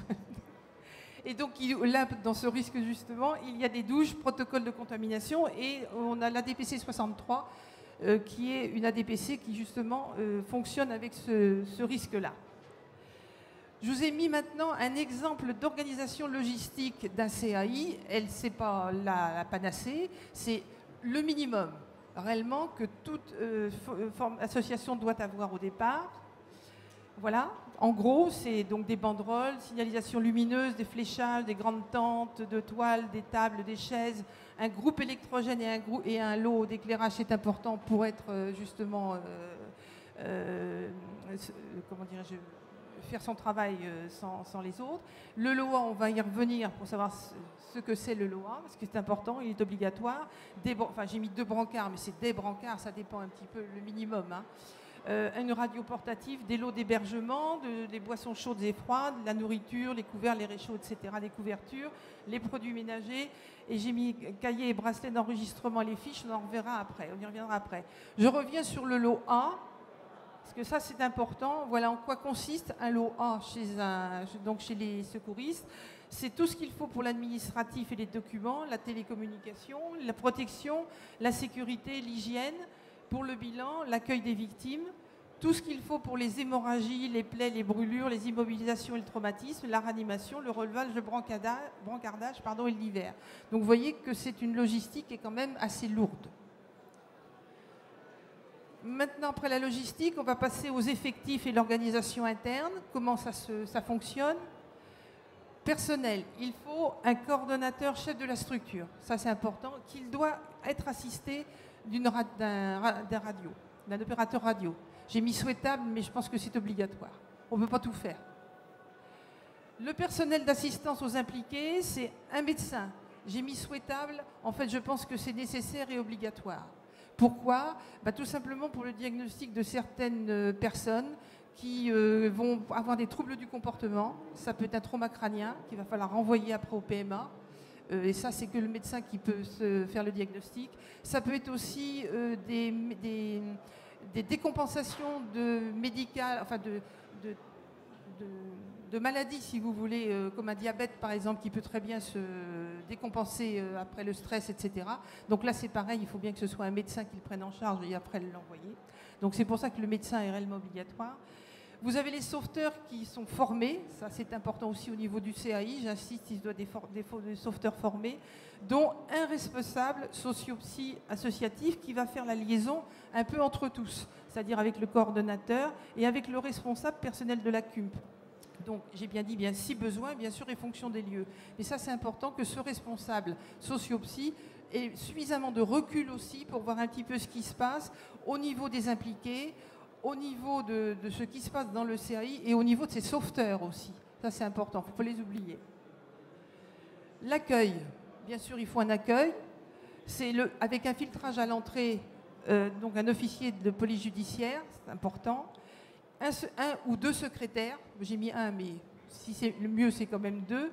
Pour l'identification, bien sûr, des impliqués, et l'enregistrement et la pose de bracelets. Alors, soit les bracelets, c'est des types code-barres du système Sinus. Bon, mais on sait très bien que toute la France n'a pas le système Sinus. Je sais que dans la zone de défense, donc Île-de-France, elle est en place, mais dans tous les autres départements, c'est pas comme ça. Donc je pense que si on arrive à mettre des petits bracelets, par contre, plastifiés, qui permettront dessus de marquer le nom, le prénom et le numéro d'enregistrement, ça permet tous ces gens donc de les répertorier, de les mettre dans le CAI, et quand les gens passent donc pour voir comment ça se passe, les sauveteurs, etc., ils vont voir qu'ils ont le petit bracelet et qu'ils ont été répertoriés. Donc ça évite à chaque fois de dire « Madame, Monsieur, qu'est-ce qui se passe, comment vous appelez-vous » etc. Vous voyez, cette redondance que les impliqués, on n'est réellement pas, quand c'est comme ça, on n'a réellement pas envie d'entendre, hein. Donc ça permet aussi le suivi, et ça permet une troisième chose aussi, le croisement des listes. C'est-à-dire qu'il y a de temps en temps, bien sûr, des gens qui échappent, le moins possible, mais malheureusement ils échappent, et ça permet justement si le CAI a fait bien tout son enregistrement, mais aussi la CUMP peut aussi avoir enregistré des gens, voir s'ils sont, avec le bracelet, s'ils sont tous marqués. Voilà, je vous ai mis un petit schéma. C'est une zone aussi de réconfort, un petit peu de coin de repos et soins, hein, pour isoler un petit peu les gens quand ils en ont besoin.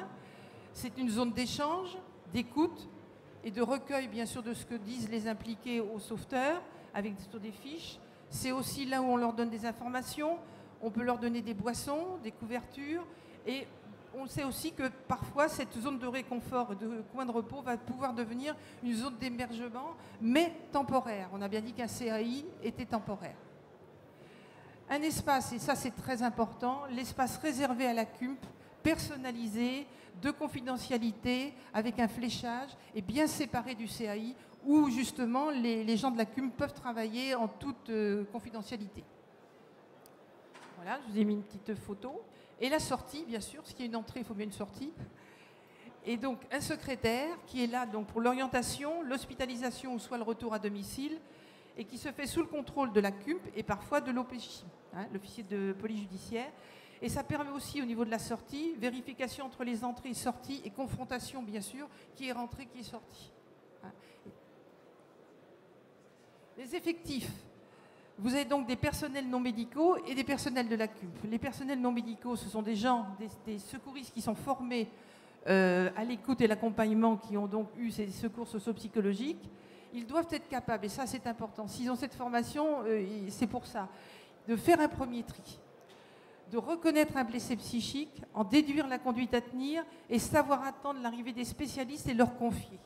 Mais également, c'est reconnaître leurs propres signes de stress, savoir les contrôler, veiller à ce que leurs coéquipiers, comment ils sont, de veiller à eux, et de connaître aussi leurs propres limites. C'est qu'à un moment donné, il faut savoir, j'arrête.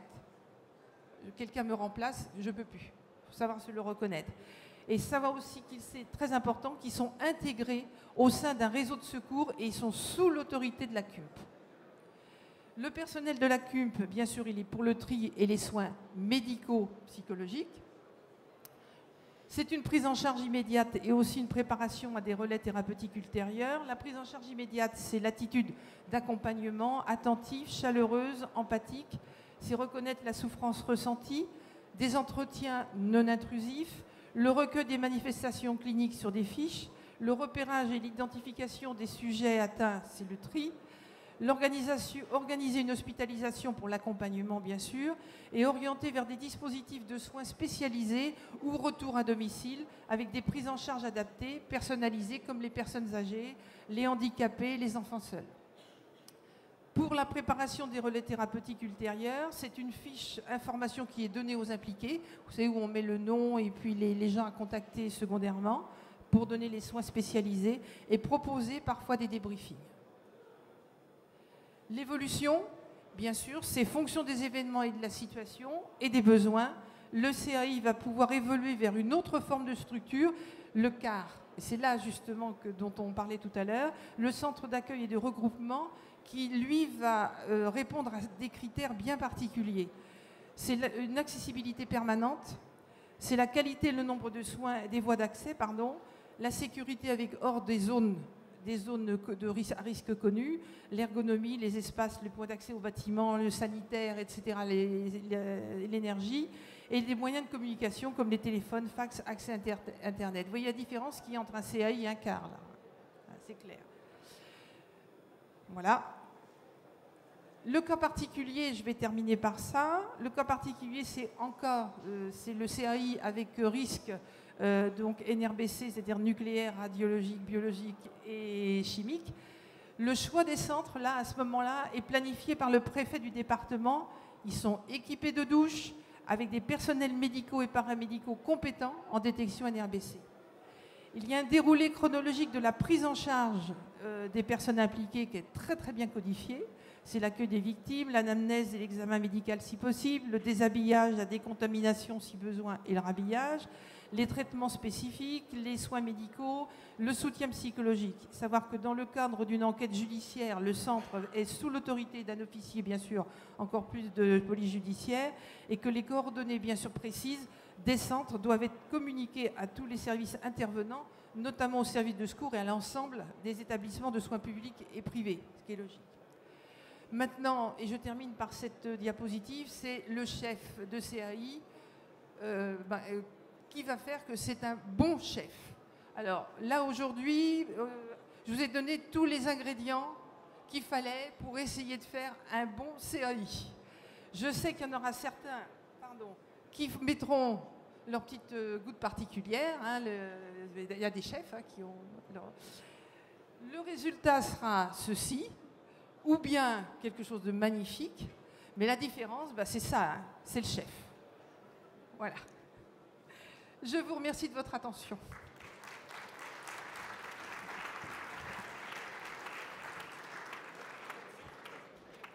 Merci beaucoup. Alors, on a commencé avec les CUMP et leur création. On va conclure cette première partie de présentation avec les CUMP 20 ans après, avec le Dr Bodic à nouveau.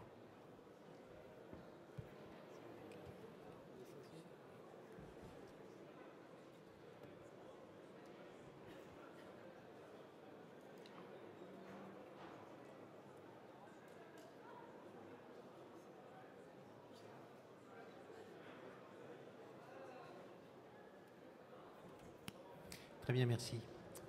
Donc oui, on a commencé avec la création et puis on s'était arrêté après les circulaires de 97 et de 2003. Et donc il y a eu des évolutions récentes dans l'organisation des cellules d'urgence médico-psychologiques.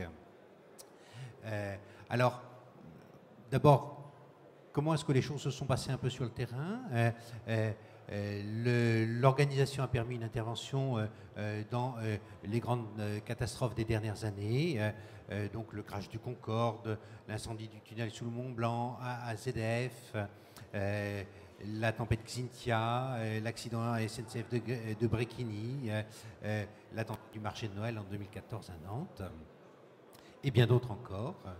Et puis, il y a aussi un volet qui n'est pas négligeable, qui est celui des interventions à l'étranger. Alors là, je suis moins personnellement impliqué dans les choses, puisque je suis coordinateur de région, et Didier Crémeniter aurait pu vous en parler un peu plus. Mais dans les relevés qu'il faisait, il y avait à peu près autant de grandes interventions à l'étranger que d'interventions importantes en France. Hein. avec notamment donc les événements en Côte d'Ivoire, le tsunami, les différents crashs d'avions, la prise d'otage du Ponant, le tremblement de terre d'Haïti. Et donc, l'évolution, elle est venue en janvier 2013 par l'apparition d'un décret. Les cellules d'urgence qui étaient consacrées à quelque chose de plus large, hein, qui était consacré aux situations sanitaires exceptionnelles, donc qui regroupe notamment la question du NRBC. Et il y avait un chapitre sur les CUMP dans ce décret. Alors, quelles sont les grandes orientations du décret? D'abord que l'organisation territoriale, elle a été calquée sur celle de l'État, avec la création d'un échelon supplémentaire qui est l'échelon zonal, puisque l'organisation de l'État en cas de catastrophe fonctionne avec cet échelon-là.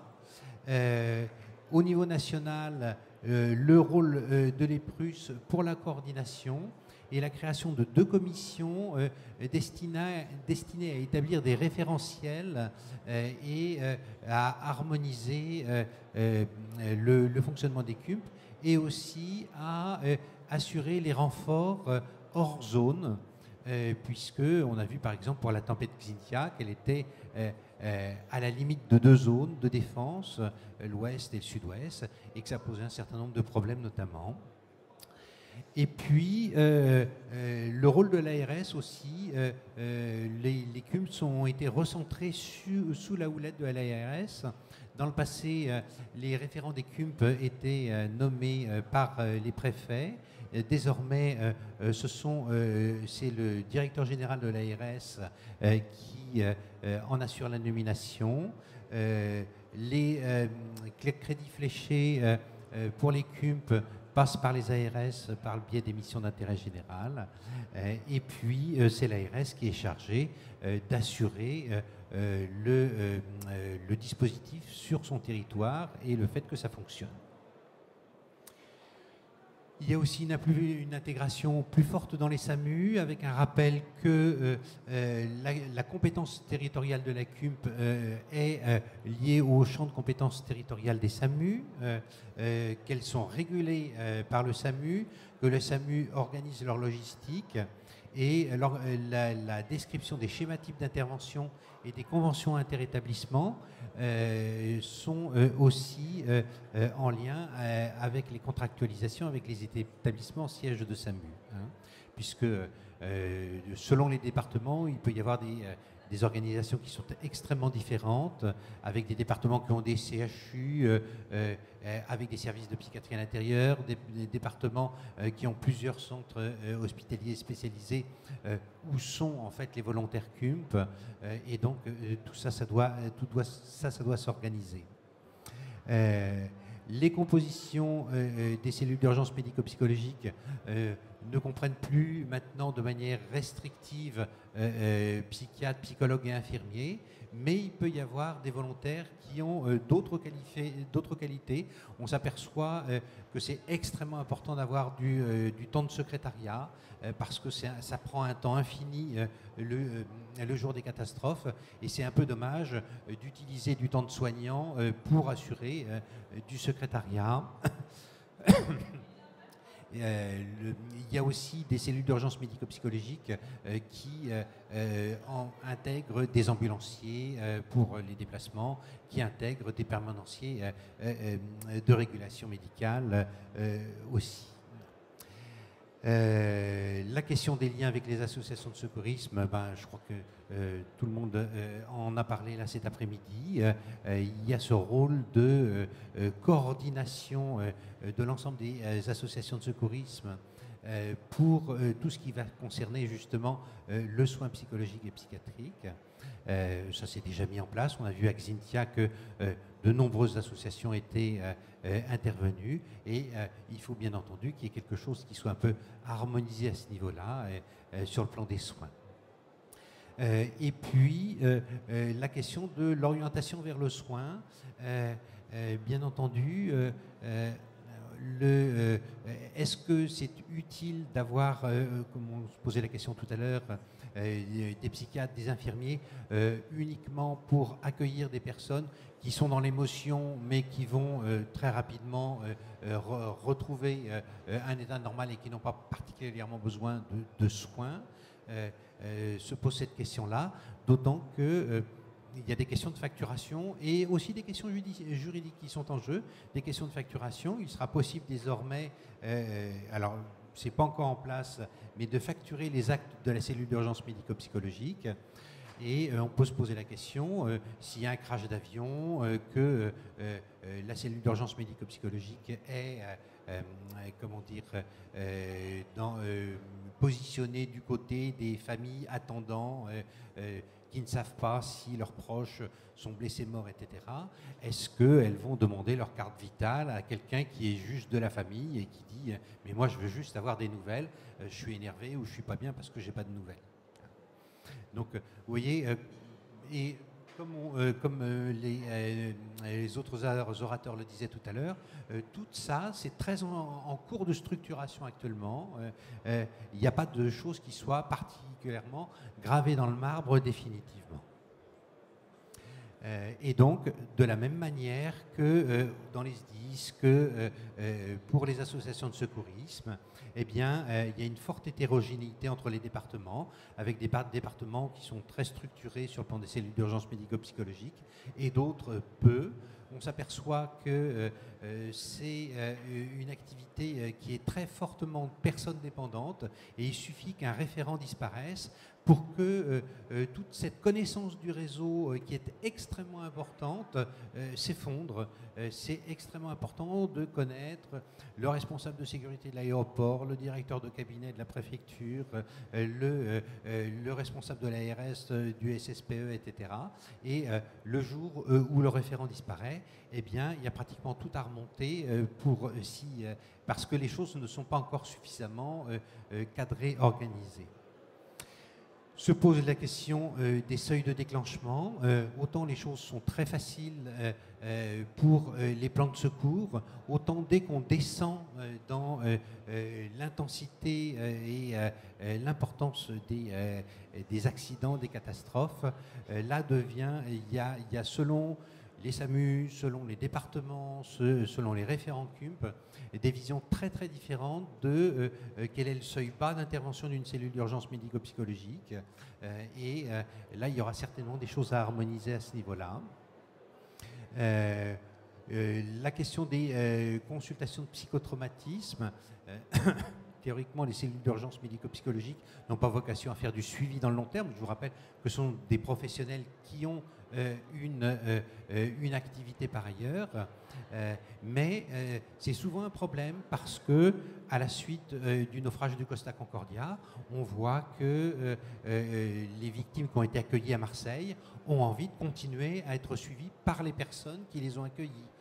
On voit que à la suite de Xintia, c'était pareil, après AZF aussi, et ça c'est un problème, d'autant que là aussi les autorités ayant eu à interagir avec des personnes dans les tout débuts de la catastrophe, ayant créé des relations de confiance, etc., ont beaucoup de peine à voir des professionnels dire « mais il faut que je retourne à ma consultation parce que j'ai 50 psychotiques qui m'attendent et il faut bien que je les voie, que je fasse leur renouvellement d'ordonnance, etc. » Et donc ça, ce sont des choses qui ne sont pas très faciles.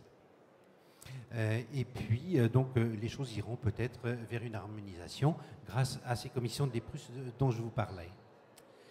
Il y a aussi la question de la gestion avec l'environnement. Les associations d'aide aux victimes montent beaucoup en puissance. On l'a vu, elles ont un rôle très important avec le ministère de la Justice pour les questions de Bréquigny, pour les questions des attentats de début de l'année, pour la question du marché de Noël. La définition de qui sont les victimes pouvant se porter partie civile, ça va avoir un rôle important. Et il y a une très mauvaise reconnaissance sur le plan judiciaire de ce que peut être quelqu'un qui a des troubles psychiques sans aucune blessure physique. On le voit, on parlait tout à l'heure de témoins ou de personnes qui n'ont pas vécu l'événement dans un sentiment d'impuissance et d'horreur, n'ont pas forcément vocation à être partie civile dans un procès. Et pour une situation comme l'accident du marché de Noël à Nantes, se pose la question de est-ce que quelqu'un qui a vu la voiture rebondir sur les corps peut se considérer comme victime? Est-ce que quelqu'un qui a fait un saut de côté pour éviter que la voiture l'écrase et qui n'a aucune blessure peut se considérer comme victime ou être reconnu par la justice? Il s'avère que la justice connaît très très bien l'organisation et est très performante sur la question des blessures physiques, mais dès qu'on arrive sur la question des blessures psychiques, c'est beaucoup plus compliqué. Il y a aussi la montée en puissance de la médecine légale, avec la médecine légale a une réforme récente et comprend désormais des psychologues qui théoriquement sont dont la mission première est de faire de l'évaluation, justement, des certificats, d'ITT, de choses comme ça. Mais dans les attributions passées des cellules d'urgence médico-psychologique, la délivrance de certificats d'ITT était une chose importante. Qu'est-ce que ça devient tout ça? Et un certain nombre de psychologues des unités médico-judiciaires, des instituts médico-légaux commencent à faire du soin pour les victimes. Et donc là aussi se pose une question de la définition du périmètre. Hein. De la même manière, beaucoup de centres hospitaliers font des consultations d'endeuillés, pour les violences faites aux femmes, pour l'enfance en danger, pour la prévention du suicide, et dont les limites du champ avec les consultations de psychotrauma ne vont pas forcément être très évidentes. La pérennité, je vous ai la question des personnes dépendantes, je vous en ai déjà parlé. Il y a aussi la question de la fréquence des interventions, parce que selon le seuil bas, comme je vous disais, des interventions, eh bien, il va pouvoir y avoir une intervention tous les 5 ans ou 10 interventions par mois, ce qui n'est pas du tout la même chose sur le plan de l'entraînement des personnes, mais aussi sur les conséquences sur le travail au quotidien de ces professionnels qui sont des volontaires et dont l'activité n'est pas dédiée à ça. Hein. Donc, quand les interventions sont trop rares, il y a un désinvestissement, une perte de compétences des volontaires qui viennent aux réunions annuelles des cellules d'urgence médico-psychologique en disant « je suis volontaire depuis 6 ans, depuis 7 ans, on ne m'a jamais appelé, à quoi je sers ?» Et dans d'autres départements, des interventions trop fréquentes amènent un épuisement et un abandon par des responsables qui ne peuvent plus supporter d'être dérangés sans arrêt dans leur activité quotidienne. Se poser la question aussi de l'adéquation des formations. Il y a parfois une attention qui est portée de manière très importante sur la question du fameux syndrome de stress post-traumatique, de l'état de stress post-traumatique, mais qui est quelque chose qui se déclenche souvent avec un délai a posteriori, alors que l'action de la CUMP, c'est dans l'immédiat ou le post-immédiat extrêmement rapide. Et donc, ce n'est pas forcément la bonne adéquation entre la formation des volontaires et ce qu'ils peuvent avoir à faire au moment d'intervention. Et puis, il y a la question de la motivation des volontaires dans le temps. On s'aperçoit que gérer des listes de volontaires, c'est très bien pour la construire la première fois, mais au fil des années, avec les personnes qui mutent, qui se mettent à travailler de nuit, qui font des enfants, etc., la chose devient extrêmement difficile à gérer. Voilà, les partenaires aussi vont influer sur le travail des CUMP. Le régulateur du SAMU va avoir un rôle important. Est-ce qu'il appelle fréquemment ou pas le coordinateur? Est-ce qu'il accepte le déclenchement de la CUMP ou pas? Les SDIS, là aussi on voit au niveau des exercices combien la localisation, la question des transmissions, la question de à côté du PMA, pas à côté du PMA, dans le CAI, dans le CAR, il va y avoir des choses très différentes.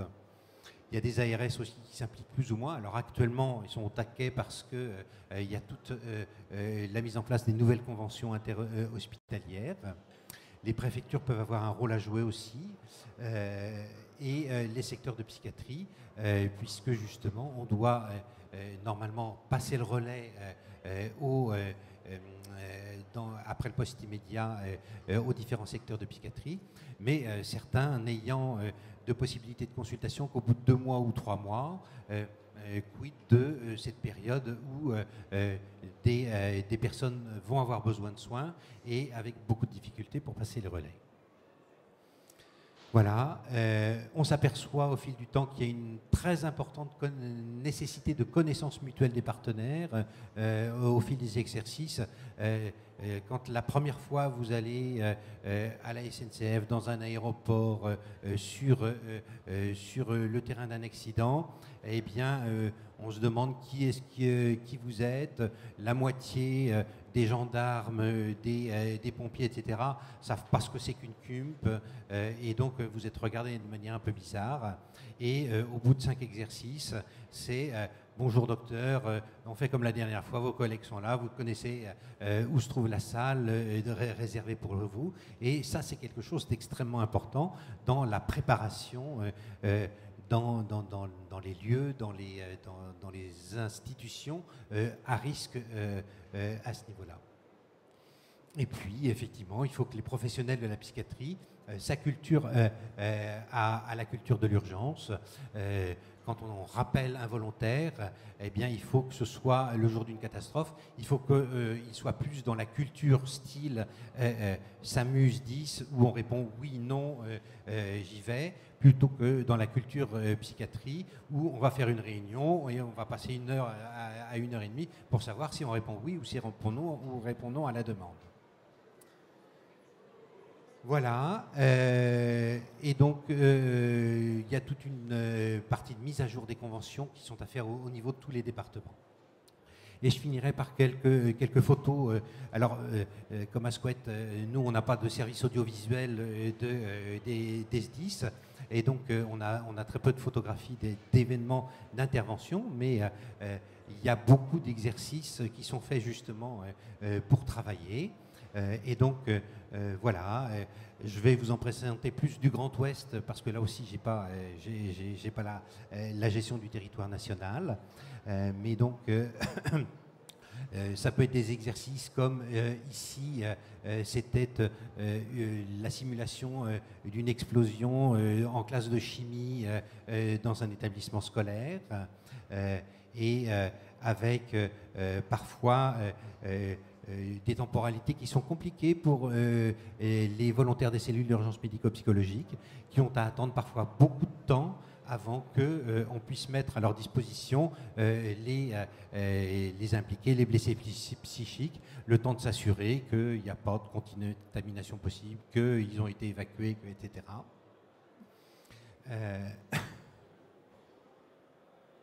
Pourquoi est-ce qu'il ne veut plus avancer celui-là? Bon, il refuse. Oui, bah, c'est la fin. Il ne veut plus avancer. Bon, j'avais juste 2-3 photographies d'autres exercices. Voilà, bon, on s'arrête là. Hein. Très bien. Donc effectivement, on a un peu de retard, mais on va le rattraper.